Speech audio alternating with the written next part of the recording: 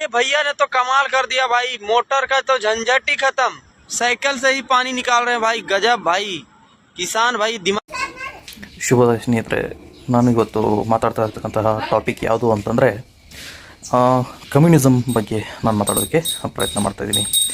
ಯಾವುದಾದ್ರೂ ದೇಶವನ್ನು ತೆಗೆದುಕೊಂಡ್ರೆ ಪ್ರಜಾಪ್ರಭುತ್ವ ವ್ಯವಸ್ಥೆ, ಕಮ್ಯುನಿಸಮು ಮತ್ತು ರಾಜಪ್ರಭುತ್ವ ವ್ಯವಸ್ಥೆ, ಮೂರು ಥರ ಸರ್ಕಾರಗಳು ದೇಶವನ್ನು ಮುನ್ನಡೆಸುತ್ತವೆ.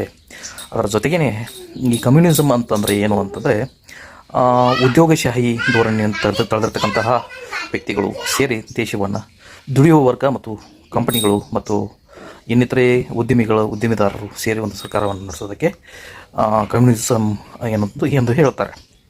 ಈ ಕಮ್ಯುನಿಸಮ್ ರಾಷ್ಟ್ರಗಳ ಒಂದು ಧ್ವಜದಲ್ಲಿ ನೀವು ನೋಡ್ತಾ ಇರ್ಬೋದು, ಸುತ್ತಿಗೆ ಮತ್ತು ಕುಡುಗೋಲನ್ನು ಅಲ್ಲಿ ಸಿಂಬಲ್ ಆಗಿ ಬಳಸಿರ್ತಾರೆ. ಕಾರಣ ಇಷ್ಟೇ, ದುಡಿಯುವ ವರ್ಗಗಳಿಗೆ ಮತ್ತು ಶ್ರಮಿಕ ವರ್ಗದವರಿಗೆ ಮಾತ್ರ ಅಂದರೆ ದುಡಿಯುವ ವರ್ಗದವರಿಗೆ ಮಾತ್ರ ಅನುಭವಿಸುವ ಅಧಿಕಾರ ಇದೆ ಅನ್ನುವಂಥದ್ದು ಮೂಲ ಸಿದ್ಧಾಂತ ಆಗಿರ್ತದೆ.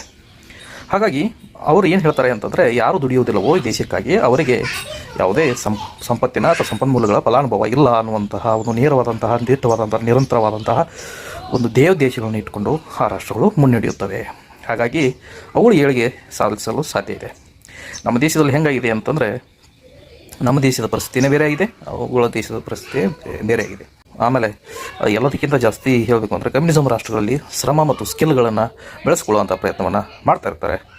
ಅದು ಕೂಡ ಆ ದೇಶಗಳ ಅಭಿವೃದ್ಧಿಗೆ ಕಾರಣ ಆಗ್ತದೆ. ಭಾರತವು ಕೂಡ ಮುಂಚೂಣಿಯಲ್ಲಿ ಸಾಗ್ತಾ ಇದೆ, ಆದರೂ ಕೂಡ ಅವುಗಳಷ್ಟು ವೇಗವಾಗಿ ಸಾಗಲು ಭಾರತಕ್ಕೆ ಸ್ವಲ್ಪ ಮಂದಗತಿಯ ವೇಗ ಆಗ್ತಾಯಿದೆ ಅಂತೇಳಿ ಹೇಳ್ಬೋದು. ಭಾರತವು ಕೂಡ ಅಂತಹ ಸಿದ್ಧಾಂತಗಳನ್ನು ಅಳವಡಿಸಿಕೊಂಡು ಭಾರತವನ್ನು ಮುನ್ನಡೆಸುವ ಅವಶ್ಯಕತೆ ಇದೆ. ಇದರಲ್ಲಿ ಯುವಕರ ಪಾತ್ರ ಬಹಳ ಮುಖ್ಯ ಆಗಿದೆ. ಮತ್ತು ಇನ್ನೊಂದು, ಯಾರಾದರೂ ಶಿಕ್ಷಣ ವ್ಯವಸ್ಥೆಯಲ್ಲಿ ಬೇರೆ ಬೇರೆ ರೀತಿಯಾದಂಥ ವೃತ್ತಿ ಶಿಕ್ಷಣ ಇದೆ. ಅದರಲ್ಲಿ ಸ್ಕಿಲ್ ಜಾಬ್ಗಳು ಕೂಡ ಬಹಳ ಪ್ರಮುಖವಾದ ಒಂದು ಪಾತ್ರವನ್ನು ವಹಿಸುತ್ತವೆ. ಒಬ್ಬ ಟೆಕ್ನಿಷಿಯನ್ ಯಾವಾಗಲೂ ಕೂಡ ಸಂಪನ್ಮೂಲ ವ್ಯಕ್ತಿ ಎಂದು ಪರಿಗಣಿಸಲ್ಪಡುತ್ತಾನೆ. ಹಾಗಾಗಿ ದೇಶದ ಏಳಿಗೆಯಲ್ಲಿ ಈ ಶ್ರಮಜೀವಿಗಳ ಮತ್ತು ಸಂಪನ್ಮೂಲ ವ್ಯಕ್ತಿಗಳ ಪಾತ್ರ ಹಿರಿದು ಅಂತ ಇಲ್ಲಿ ಹೇಳ್ತಾ ಮತ್ತೆ ಮುಂದಿನ ಭಾಗದಲ್ಲಿ ಮತ್ತಷ್ಟು ಮಾತಾಡೋಣ. ನಮಸ್ಕಾರ.